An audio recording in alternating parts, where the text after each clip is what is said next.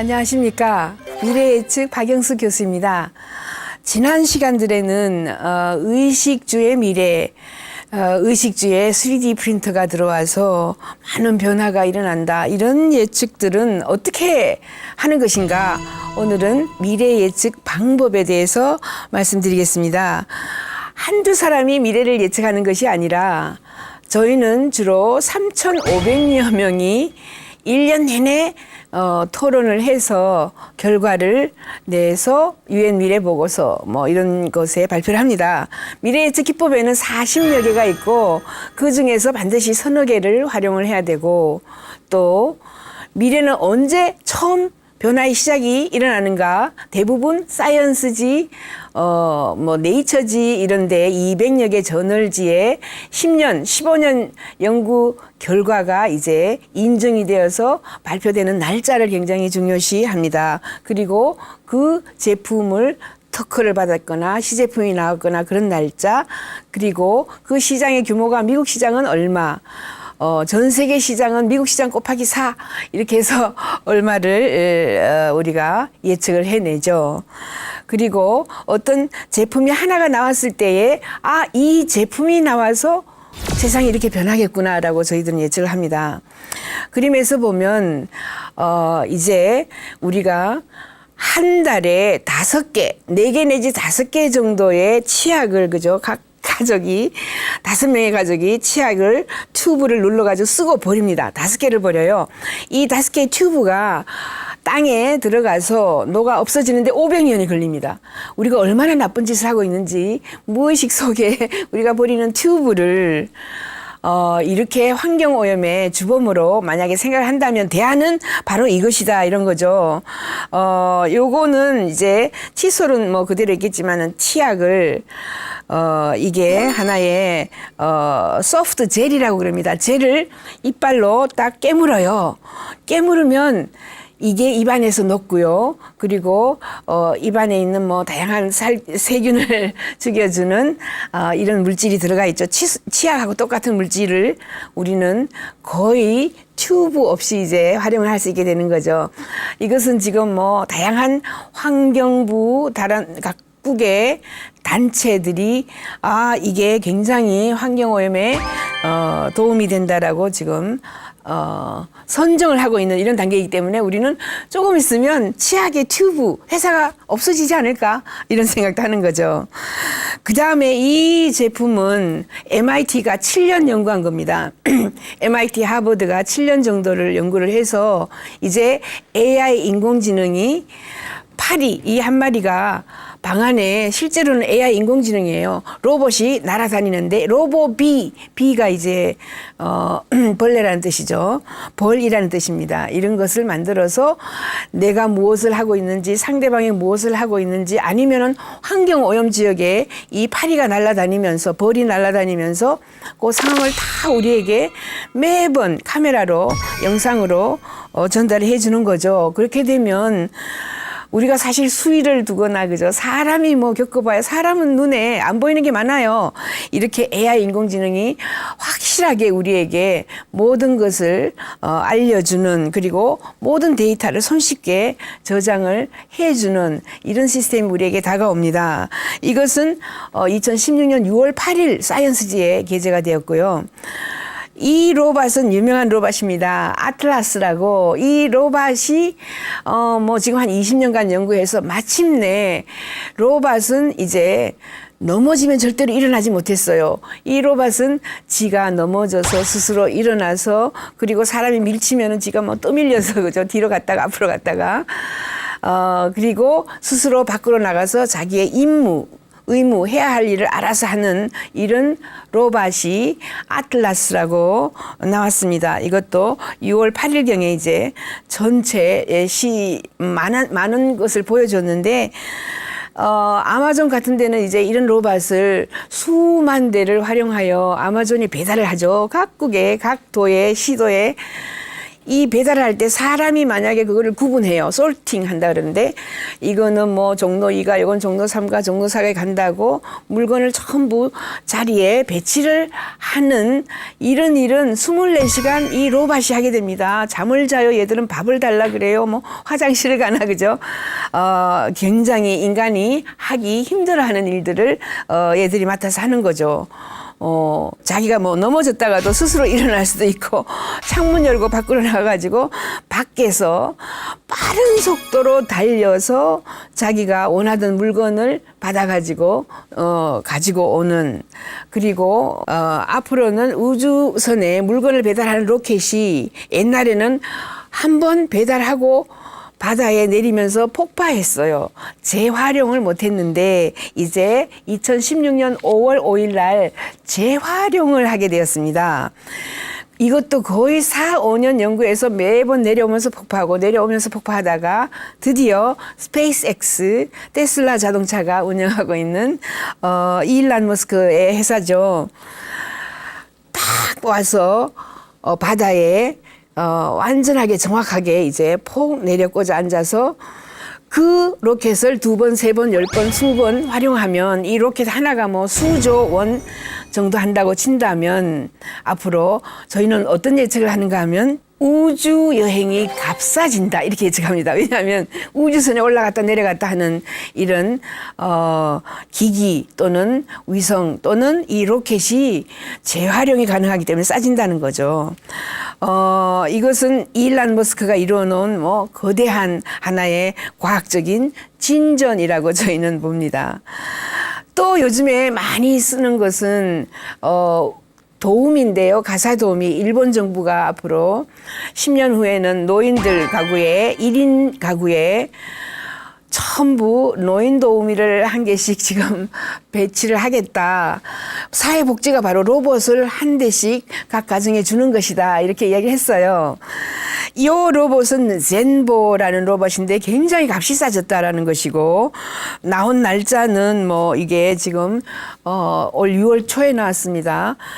이 젠보는 특징이 한 가지 일만 하는 것이 아니라 10가지 정도의 일을 해요. 처음입니다. 보통 로봇이 약 드세요. 약만 제 시간에 갖다 주는 역할 이런 거밖에 못했는데 이제 노인 도우미 할아버지에게 할머니의 그 옛날의 기억을 막 되살려주면서 할아버지가 치매에 걸리지 않게 매번 이야기를 해주고 대화의 상대가 되어주는 이런 역할도 할 뿐만 아니라 그 집에 아이가 있으면 아이에게 영어도 가르쳐요. 수십 번 수천 번 계속 되풀이하면서 또 아이에게 스토리텔링해서 곰 3마리가 살았는데 어쩌고 저쩌고 계속 스토리를 반복적으로 들려줄 수 있어요. 그러면 부모님이 피곤하고 잠이 오는데 책을 읽어줄 필요가 없이 가사 도우미 얘들이 다 하는 거죠. 그리고 내가 또 잊어먹었어요. 어떤 걸 잊어먹었냐면 강의를 하다가 그게 몇 월 며칠이지 또는 어느 대학교에서 어느 잡지에 발표한 것이지 기억을 못하면 내가 옆에서 도우미가 내 강의에 보조자로서 역할도 해줍니다. 이런 젠보라는 것이 나왔을 뿐만 아니라 그 젠보를 보고 우리는 이제 가사 도우미 각 가정에 한 명의 가사 도우미를 로봇으로 준다라는 정부의 정책이 실현 단계에 왔구나라는 것을 알 수 있겠죠. 그런 예측을 우리가 할 수가 있습니다. 하이퍼루프라는 게 있고 ET3라는 게 있고 여러 지금으로는 거대한 2개의 그 기술들이 있는데 하이퍼루프는 1200km 시간당 ET3는 마지막에는 6000km까지 달린다. 비행기가 4000km 주로 다닙니다. 비행기보다 빠른 기차가 나온다라는 거죠. 그것은 이미 LA에서 라스베가스까지 500억의 자금으로 하고 있고요. 그 이외에 지금 하이퍼루프 1이라는 회사가 실험에 성공했습니다. 그 빠른 속도로 1200km의 속도로 진공 자기 부상 열차의 트랙을 만들어서 휙 지나가는데 성공했죠. 짧은 구간의 실험 구간을 만들어서 성공을 한 겁니다. 마지막에 6000km까지 달릴 수 있고 기본적으로는 사람은 튜브 속에 들어가고 이 튜브가 진공관 속으로 들어가요. 진공관을 통과할 때는 저항이 없기 때문에 연료가 필요 없습니다. 전기도 필요 없고 석유도 필요 없어요. 가격이 무진장 싸지는 거죠. 저희는 이렇게 예측합니다. 2030년 정도가 되면 교통, 운송 비용은 거의 무료다. 왜냐하면 하이퍼루프도 나오고 나르는 자동차도 나오고 거기에다가 뭐 제이파드 이런 것도 나오고 다양한 새로운 기술들이 나왔을 때에 에너지를 거의 사용하지 않고 빠른 속도로 갈 수 있으면 그죠? 이렇게 해서 앞으로 운송, 교통에 대혁명이 일어난다.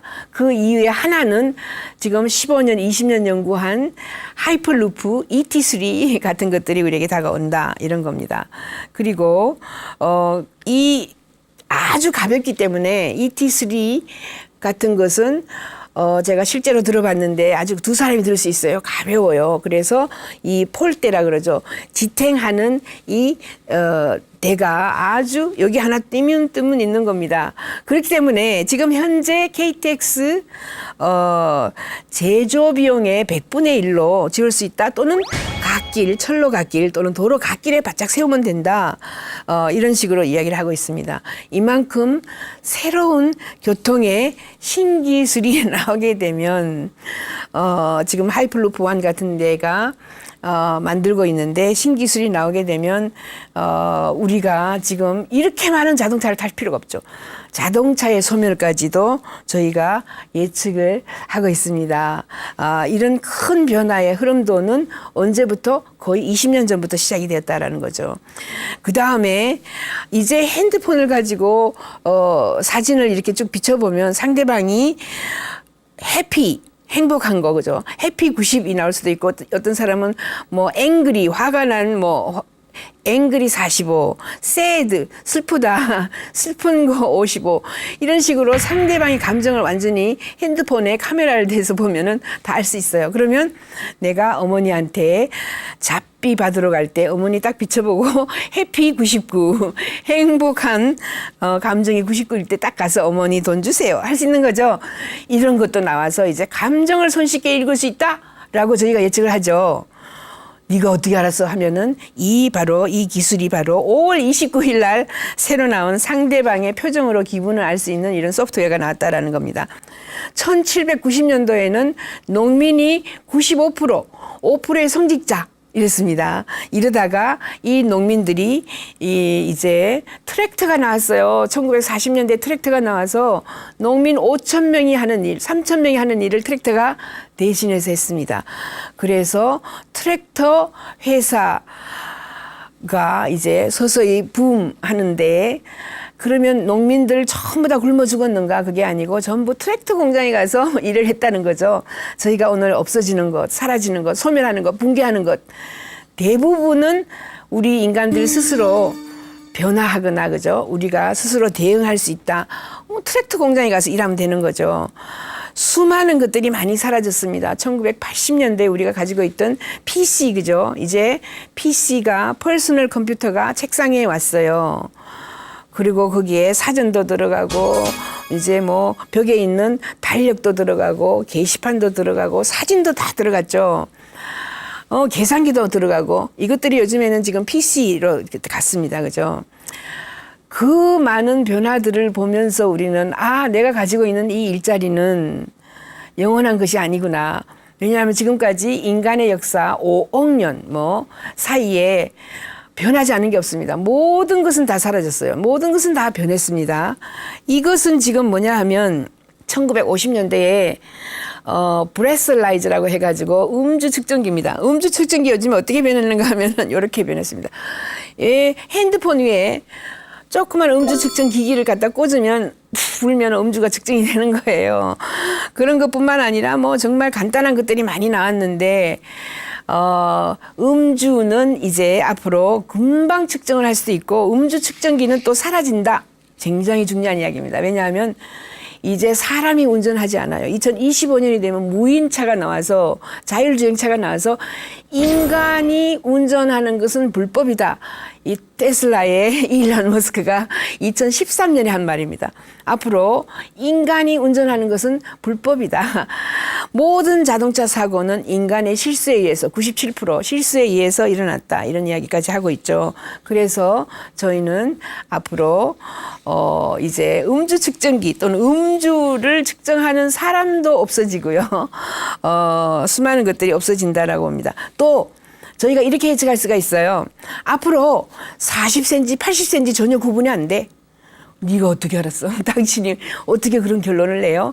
미래를 어떻게 그렇게 예측했습니까? 하면은 이렇게 이야기합니다. 저희는 세컨 스킨이라고 XPL이라는 물질이 나왔어요. MIT에서 11년간 연구를 해서 드디어 5월 10일 날 논문지에 게재가 되었습니다. Nature Materials에 5월 10일 날 게재가 되었어요. 인정해 준 거죠. 11년간 연구한 것을 드디어 인정을 해 줬습니다. 이것은 물질을 발라요. 바른 곳, 안 바른 곳이 확실하게 차이가 납니다. 보면은 XPL을 바른 곳, 그죠? 애프터겠죠? 바르기 전에는 before예요, 그죠?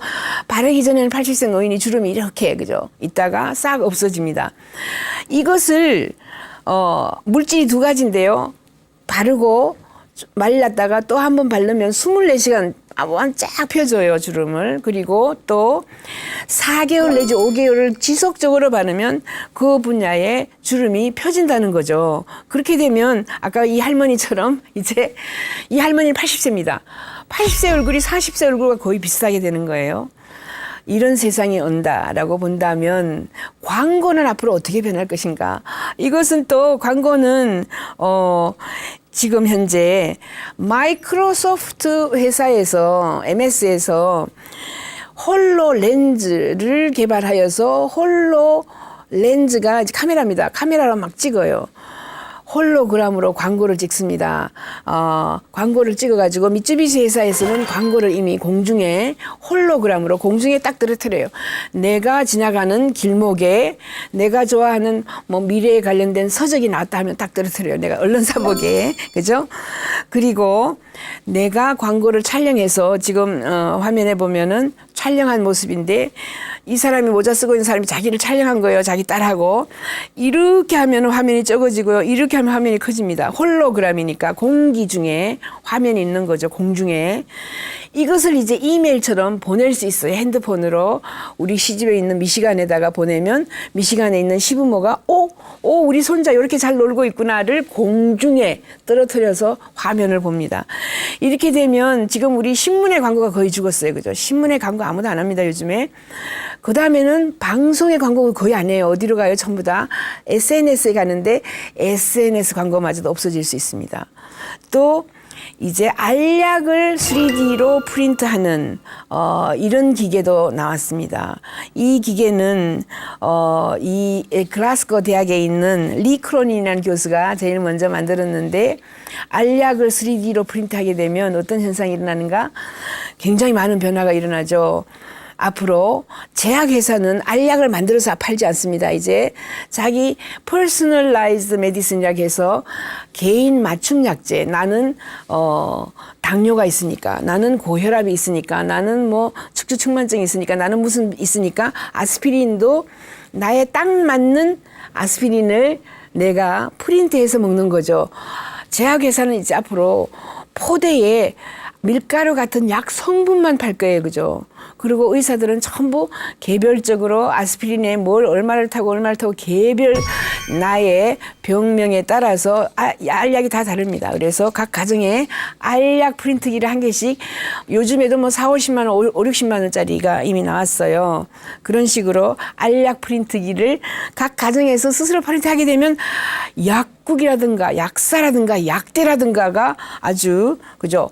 뭐 굉장히 붕괴할 수도 있는 이런 예측도 우리가 이미 할 수 있습니다. FDA가 승인을 해주지 않았습니다. 이 알약 프린트기를 5년간 승인해주지 않다가 드디어 2015년 8월 5일 날 승인을 해줬어요. 저희 미래학자들이 그날 밤에 모여서 막 미래를 예측한 결과 결국 앞으로 약국은 많이 없어지겠다라는 이런 판단을 저희가 내리게 된 거죠.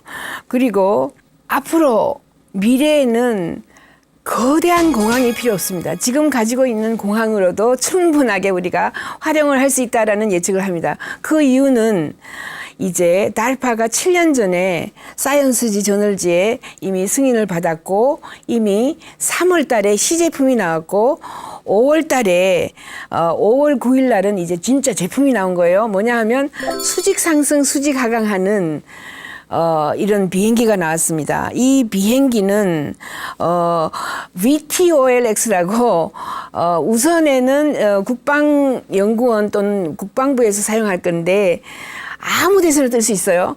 수직 상승하니까 나무 위에서 또는 돌 위에서 아니면은 뭐 공간에서 도로에서 뜰 수 있기 때문에 활주로가 필요 없어요. 거대한 공항이 필요 없습니다. 이것은 지금 7년 만에 완전한 제품이 나왔는데 이 제품은 독일에 있는 큰 대학과 릴리움 컴퍼니라고 그 대학에서 만든 회사에서 실제로 사람을 그러니까 6인승 정도 사람을 태워서 옥상에서 날랐고요. 그리고 도로에서 나르고 아무 데서나 나를 수 있다는 것을 이미 보여주었습니다. 이렇게 만약에 수직 상승, 수직 하하는 비행기가 나오면 거대한 공항 활주로가 필요 없게 되겠죠. 거기만 아니라 나르는 자동차 굉장히 다양한 것들이 이미 많이 나와 있고요. 아까처럼 하이퍼루프라고 순식간에 전 세계를 대여섯 시간 만에 달리는 이런 열차, 고속열차죠. 진공, 자기, 부상 열차가 나오고 다양한 교통수단이 나오면 공항의 존재가 크게 필요 없어지는 이런 시대로 갑니다. 이번 시간에는 미래 예측 방법을 배워봤습니다. 미래 예측 방법론에 40여 개가 있고 거기에는 델파이 기법, 뭐 미래 바퀴 기법, 시나리오 기법 등이 많이 있는데 그 예측들 중에서 미래가 첫 변화를 시작하는 시점을 저희는 사이언스지, 네이처지 각종 저널에 10년, 15년 연구하여서 논문이 게재되는 날짜를 아주 중요하게 생각합니다. 그리고 특허는 언제 나왔고 뭐 대량 생산은 언제 하고 이런 것들을 중요시하고요. 요즘에는 인간의 지능 3,500명이 모였다고 그게 전부가 아니고 IBM 왓슨 슈퍼컴퓨터에다가 물어봅니다. 왜냐하면 나의 머리는 3기가밖에 안 되는데 그 슈퍼컴퓨터는 뭐 컴퓨터만 갖다 놓으면 기능이 20억 배, 30억 배로 늘어나기 때문에 그렇습니다. 이러한 방법론을 통해서 다음 시간에는 AI 인공지능이 앞으로 어떤 역할을 하며 어떻게 변해갈 것인지 알아보려고 합니다. 미래 예측의 박영숙이었습니다.